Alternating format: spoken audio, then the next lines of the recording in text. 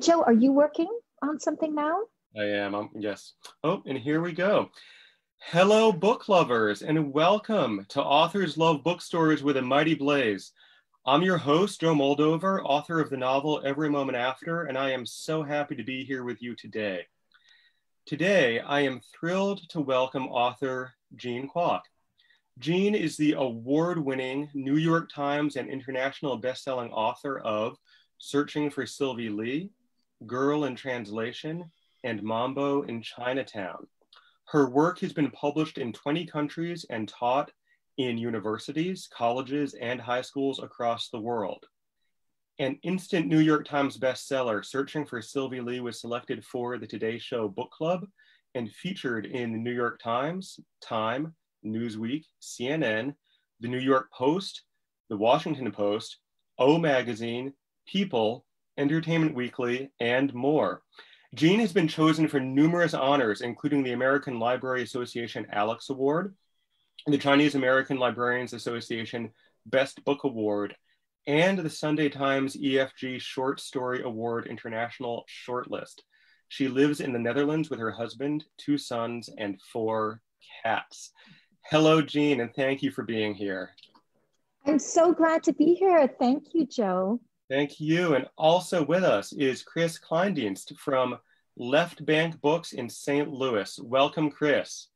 Thank you. It's great to be here.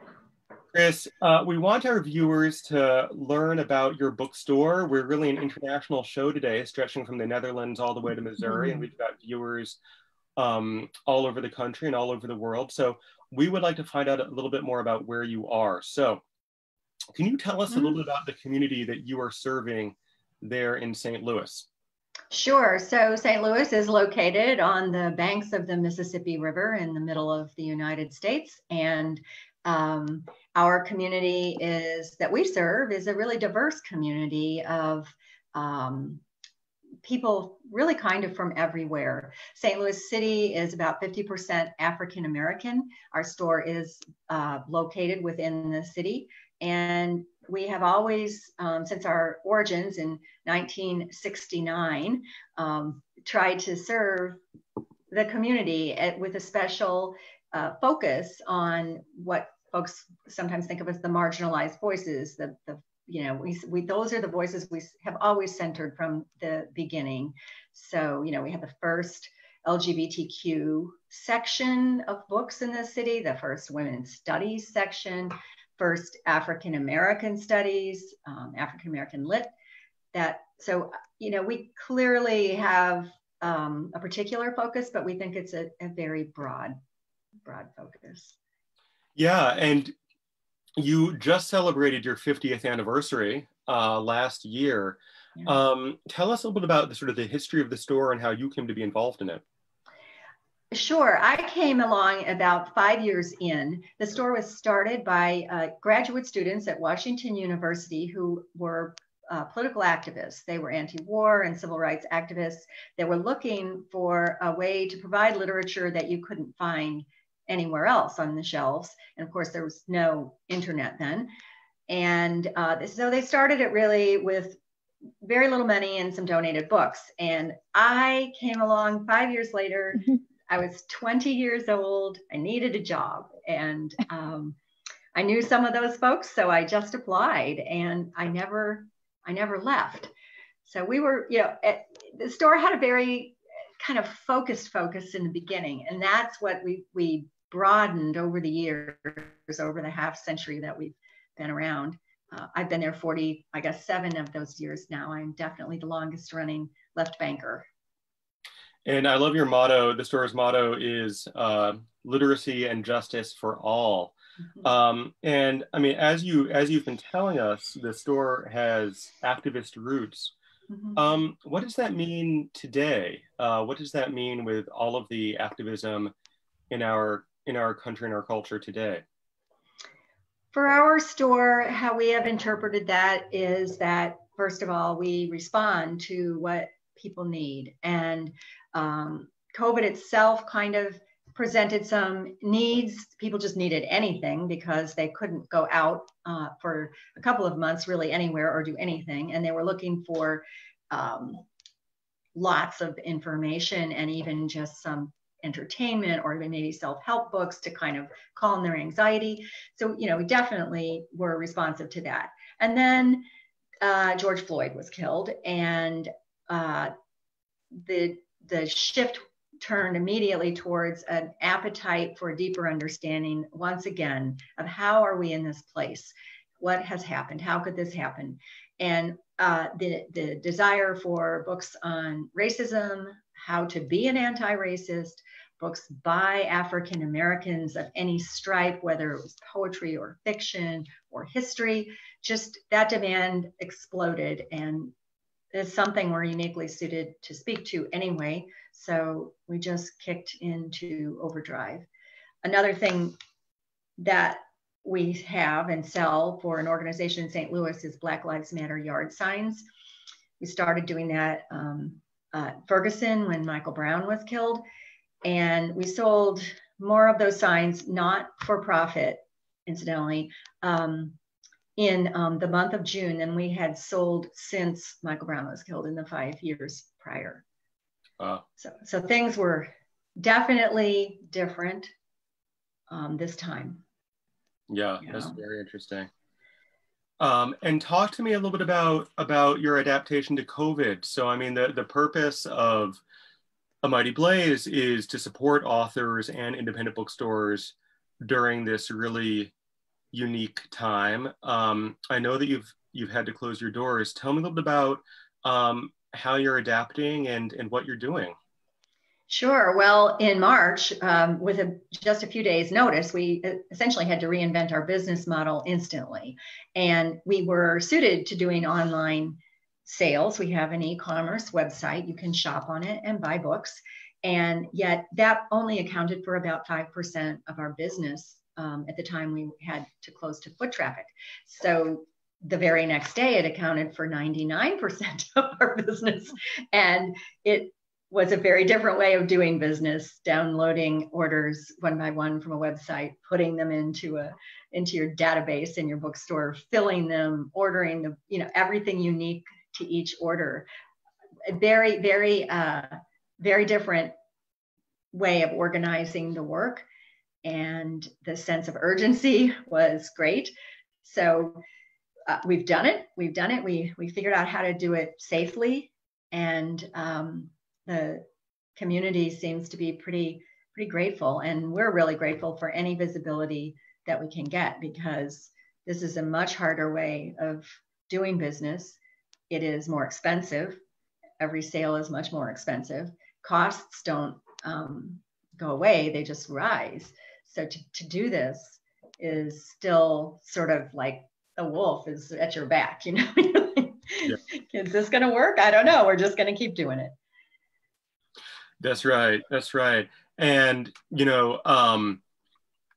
as much as I would love to come and visit your store, it's not something we can't do right now, but, every independent bookstore is different. It sounds like Left Bank is uniquely unique, or especially unique. Can you give us some sense, if we were able to visit and walk in your front door right now, is there something unique about the store, a unique fact, a unique feature about the store, something that you think is really special, or that captures what it means to be at Left Bank Books? Well, from the customer's point of view, someone who walks in the front door, you're going to see, first of all, the Black Lives Matter yard signs stacked against the counter, because that's where they've been since Ferguson. And you're going to see, a book by a transgender author on the new releases table right next to maybe a history by Michael Beschloss. It's going to be, I think, a mix of books that you don't see combined very many places. You're probably going to see a bunch of knitting sitting around, because one of our most beloved frontline booksellers is a knitter. And when he doesn't have anything else to do at that counter, he starts knitting. So there's like stray yarn around the store. Is there like a sweater taking shape on the counter, or is it like scarves being more? He usually makes caps Oh, because okay. he lost his hair. So he's making a lot of caps. But the thing that people don't know, what they don't see from the front door, is that we have a trap door in the back and a secret sort of back room area that we refer to as the creepy room, because it does sort of look like a place you'd film horror movies. And there's a toilet room, just a toilet bathroom with graffiti from 1912 on it. Oh, wow. So that's special. Wait, and you use a trap door to get into the toilet room? It's not an active toilet. This is all part of that like creepy, weird space that's down in our back room. Yeah. If somebody asks to see it, will you let them take a look? Sometimes you have to ask really nicely. Yeah. If I come all the way to St. Louis, maybe I can take a peek. That's right. We like to make sure we have this thing where if you're going to go in the creepy room to get something, you tell someone just in case you don't return. That makes a lot of sense. That seems like a sensible precaution. Jean, I want to turn to you because we are here with Chris because you nominated Left Bank Books as your beloved independent bookstore. You are going above and beyond because you're coming to us from Europe. You are staying up late to be with us for what for you is this evening. Tell us what you love about Left Bank Books. Well, I think Left Bank Books is just such a special place. And A Mighty Blaze is, of course, also a really special place because you guys are doing so much to support authors and bookstores in this, crisis of a pandemic. So when, you guys asked me, well, which independent bookstore would you like to nominate? Of course, there are a lot of fantastic, incredible bookstores. But I thought of Left Bank Books right away because, the very first time I walked in there, I could feel an incredible sense of community. I think that there's tremendous community support for that store. I think people feel that the store is there for them and vice versa. I think that the people who go there are really passionate and really care about the store. The store cares about its people. The store cares about its authors. And that was something that's really palpable when you go there. And as an author going to give a reading, you could just tell from the density of the crowd, the passion of the readers. They're smart, they're thoughtful, they love to read, they trust the store and the bookstore sellers. But Left Bank Books was also specifically on my mind because my latest book, Searching for Sylvie Lee, came out on June 4th, 2019, just about a year ago. And I was at a writing residency, I think like a month or two before, working on this new book. And I was there with a friend of mine, Rebecca Mackay, who is the author of The Great Believers. And her book had just come out a year before mine. So her book had come out in, I think, June 2018. So I was like, oh yeah, hey, my book's coming out on June 4th. And Rebecca was like, oh, my paperback's coming out June 4th. So it's like, oh, that's a coincidence. And then I was like, she was like, where are you going? And I said, yeah, I'm launching with Left Bank Books in St. Louis. She's like, oh, I'm in St. Louis too. She said, in fact, I think I'm being sponsored by them, So anyways, Rebecca and I are buddies and we're like down the hall from each other at this writing residency. And in fact, Rebecca had just been shortlisted for the Pulitzer, I think like a week or two before then. She knocked on my door and we'd screamed and drunk champagne and stuff. And so, leading up to the launch, we were kind of like, actually, we're launching on the same day in the same city. But, we were busy working on our new books. And then we both get this really tactful email from Chris. And she's like, to me, my email was like, Jean, there's this other writer named Rebecca Mackay. And I don't want to step on any toes or impose. So if you're not comfortable with this in any way, it's totally okay. But would you consider doing a joint event with her? And it was so funny because, of course, I was like, hey, Rebecca. She's like, I got the email too. So we were right there. And of course, we were totally buddies and thrilled to do this. But to me, it was really a sign of how thoughtful Chris and Left Bank Books is, that they knew we were two literary authors who are giving an event on the same day in the same place. And they wanted to kind of have us combine forces instead of splitting the audience for each author. And that's something I think not everybody would think of. I thought that, you know, and of course it was ideal because Rebecca and I just have a great time together. But it was, I think, to me, really a sign of how thoughtful the bookstore was, that, you know, they thought about, well, you know, what's best for the authors. But, you know, Chris was very clear, you know, only do that if you'd be comfortable doing it. And if you wouldn't be for any reason whatsoever, it's not a problem. And we'll just hold your two events separately. That's a great story. You know, and we had Rebecca Mackay on this program a couple of weeks ago, and she was hilarious, and had a great interview. So I would imagine the two of you together must have been fabulous. We had a lot of fun. Yeah, I bet. That's great. You know, that makes me want to ask about events. I mean, I think that one of the things that can be really special about independent bookstores are the author events. And Chris, I find that author events are oftentimes sort of unique happenings. Sometimes they go well, sometimes they do not. Sometimes they're just very strange. Do you have any memories of live events at the store that were that you'd be particularly eager or willing to share? So many memories.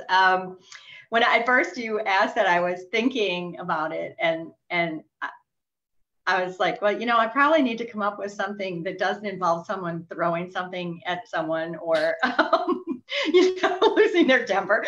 But in fact, one of the more amusing ones is a big, you know, 1,500 seat hall sold out Stephen King event where the book distribution that he wanted to do involved only some of the books would be autographed. They would all be given out at the end, and they were sitting on pallets that we moved into the lobby while people were already in the hall. We had to do this after the event started, and sort of like Santa coming and putting the presents under the tree. But nobody would know if they were going to get a signed book because it was only like 400 out of 1,500 that were signed.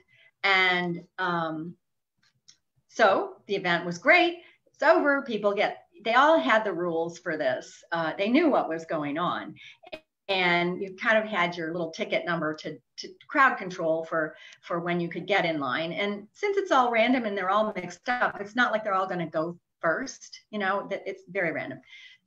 A woman kind of didn't have a good day. And she came up to the table where our then event coordinator was, and he was a thin, maybe 5'10", very gentle soul kind of guy. And he was just doing the thing, and she just pushed through and started screaming at him that this was not acceptable. And he was trying to accommodate her, and she did throw a book at him, and then she actually pushed the whole table over on him. and the crowd is full, like it's a full lobby. And my business partner was standing across the crowd from him and literally did a sort of Whitney Houston's Bodyguard crowd dive to save, you know, to sort of carry our event coordinator off to safety. And the woman was, you know, she was asked to leave by regular security, but you know, not everything for the author here. If this is what the author wants, by God, we're gonna do it. Oh my God, those Stephen King fans are intense. They can be. He's wonderful. Yeah, a Gene Kwok fan would never behave that way. They're much better behaved. Yeah, right. Right. Gene, I want to come back to this idea of sort of the uniqueness of this bookstore, and I want to ask you. So, I mean, you've been to independent bookstores all over the world. If when you walk into Left Bank Books, what is special and unique about that store? What do you see? What do you experience? What is it about the booksellers and the books there that really makes it such a one-of-a-kind place? You know, I have to say, you know, I have indeed been to many independent bookstores. Searching for Sylvie Lee is my third novel, and I've been toured since my first novel, which was Girl on Translation. And Left Bank Books was one of the places I went to from my very first book through my second book to this one. It's kind of one of the tent poles of the indie bookstores, where the publicist is going to really do their best to get you in there. Like if they can, they're going to get you to Left Bank Books. And indie bookstores in general are always fantastic, special places. I think Left Bank Books just feels like so strong. You go in and you feel like it's just this strong, thriving place that you can have faith in, that's thinking and feeling about the issues of the day, that they're not going to be insensitive. And I know authors who have been treated insensitively at bookstores, where sometimes you have an author of color and a white author, and sometimes one author's fawned over while the other one isn't. That kind of thing is never going to happen at Left Bank Books. Like you just know, you have complete faith that this is a place that's going to treat everyone with decency and kindness and thoughtfulness, and they have incredible booksellers like Shane and many others who know their books, love to read, and love to communicate that to every person who comes in. So as an author, it's really great because you feel kind of understood and taken care of there, in a way that authors are not really in the world at large. So it's, I think you feel a great deal of faith from the readers to the bookstore and vice versa, and in a way that is very deserved. And you can see it in the recommendations that are there. You can see it in the book selection. You can see it in the way they treat the customers. And you can see it in the way they treat the authors, because I think that they've done a tremendous amount to bring authors into the light, debut authors, new authors, authors of color, literary authors, just people who might not get the attention that they would get otherwise. It's one of those bookstores that will say, this is a great book, and maybe people haven't heard of it as much as they should have, but, we're going to do our best for it. That's great. Chris, audience question that may be sort of building off of that response. Given that Left Bank Books must get many more requests for appearances than you can actually host, how do you decide what events you will hold at the store? What's the secret to being a Left Bank event?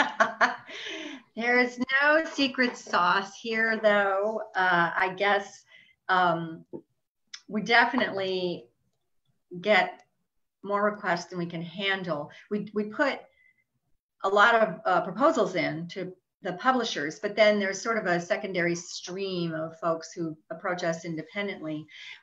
Our first, other than like mainstream publishing tours, well, even there, it's like, does it make sense? Does it make sense for the community that shops at our store? Is it a good time? I mean, that sometimes it just comes down to that. Does it make sense to do it like, oh, by the way, did you know the Passover starts then? Maybe we should reschedule that event or something, something like that. But really, I think, does it make sense for our community? And does it make sense that our store would be the store presenting this author? We do have a wider leeway there than people might initially expect.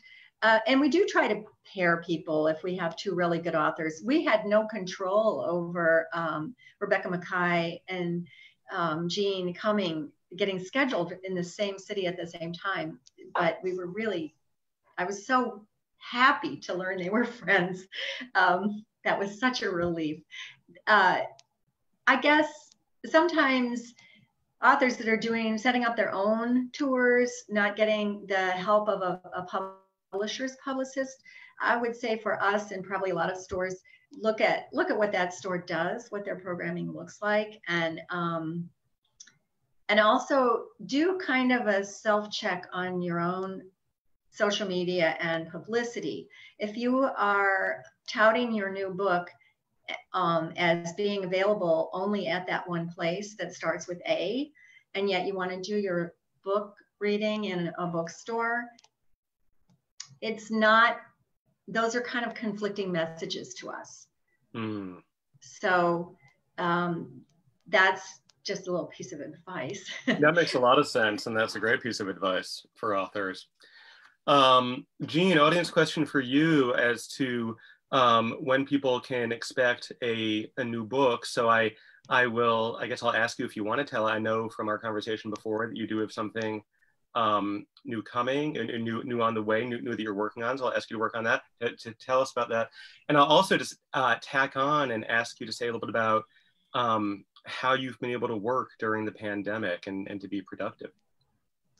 Right. So, when you ask an author about writing during the pandemic, the main word that leaps to mind is fear. A lot of fear. I have, I think for a lot of writers, it's very hard to block out current events. I mean, there's been so much going on in so many levels. And in some ways, you participate in the world, but you also need to shut it out to be able to write. So, you have, and then there's a lot of fear just associated with the way things have changed so much more than any of us ever expected they could, that they could shut down schools and shut down flights. And, that's something none of us ever thought we would actually see. So that, of course, is influence, but, so you have fear on the one hand, but on the other hand, you also have fear of my editor who is expecting a book from me. So I am in great fear of her. And I did actually sign a contract for my next book before the entire pandemic hit. So I'm under contract and I have a deadline that's coming up extraordinarily soon. If I didn't love A Mighty Blaze and Left Bank Books and Chris so much, I would not be here today. But I have a deadline. So there's no choice. I mean, at that point, you just need to be working. I am really excited about my new book. It is, like Searching for Sylvie Lee, it is a suspenseful literary mystery. And the setup of the book that I'm writing now is that it's actually a letter written by a woman to someone she loves, explaining her role in a murder and asking for a second chance. So that's actually the setup of the new book. And again, just like Searching for Sylvie Lee, it is a book that is going to read like a thriller and a mystery on one level, but another level is actually a book about immigration, race, perception, family, and deeper themes like that. That sounds amazing. That sounds amazing. Do we have a date when we're expecting it, or is it premature to talk about that? Well, I'm hoping to hand in the manuscript in the next month or so. Okay. But, the way publishing works, it's not, it's not that you hand in the manuscript and it's on the shelf. Sure. I mean, it'll take at least another year or two to go through the editing process and then the actual publication process. They take in a publishing house, in a big publishing house, they take at least a year to get it out to reviewers and to people like Chris and Left Bank Books to say, hey, we have this book coming your way. Would you like to read it? What do you think about it? And, could we maybe slot this author in for a little tour at your place?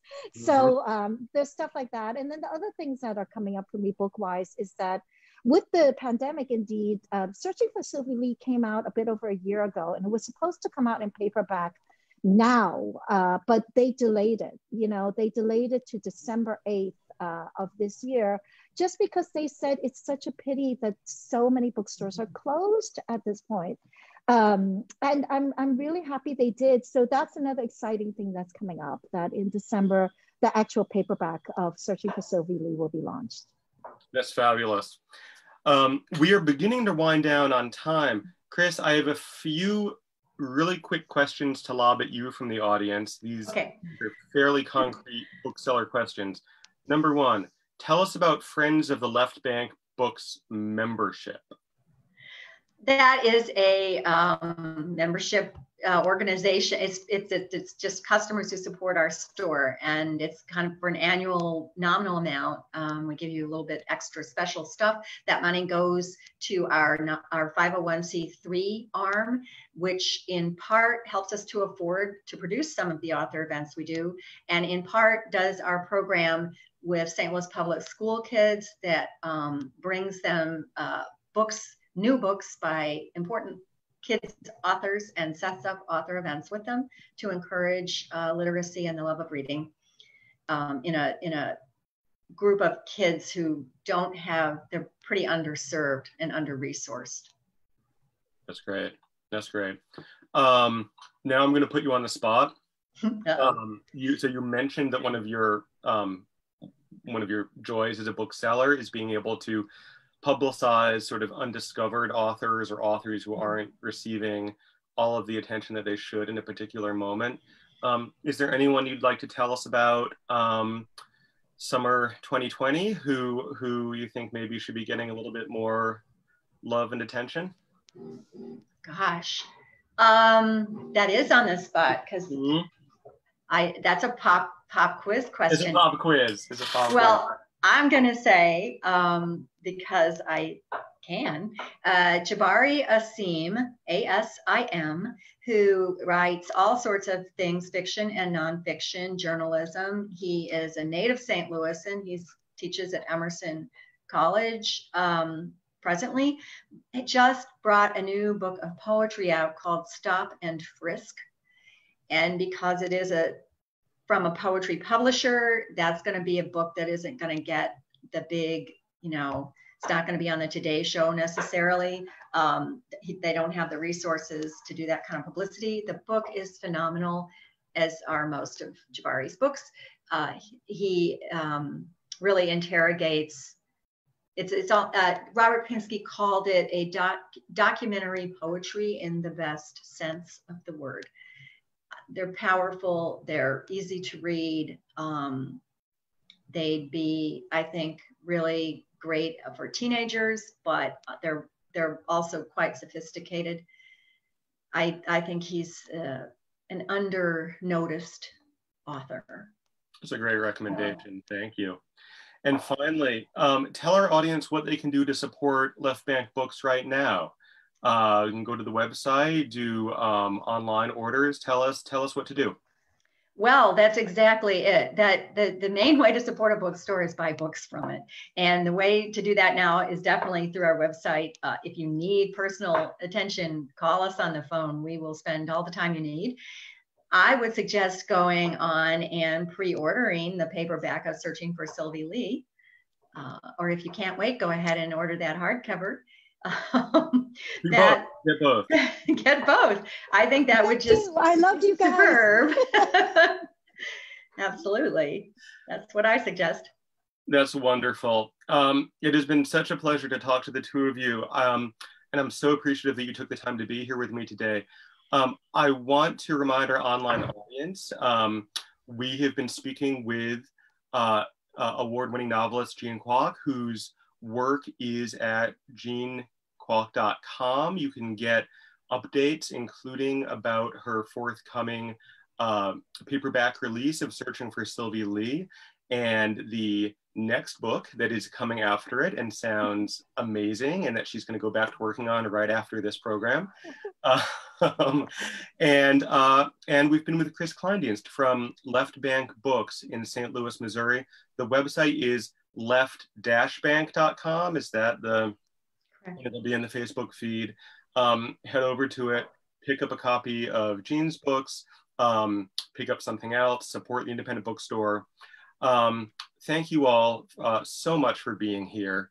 Join us here again next Wednesday for more of A Mighty Blaze's Authors Love Bookstores. Until then, keep reading and be well. Thank you, Joe. Thank you.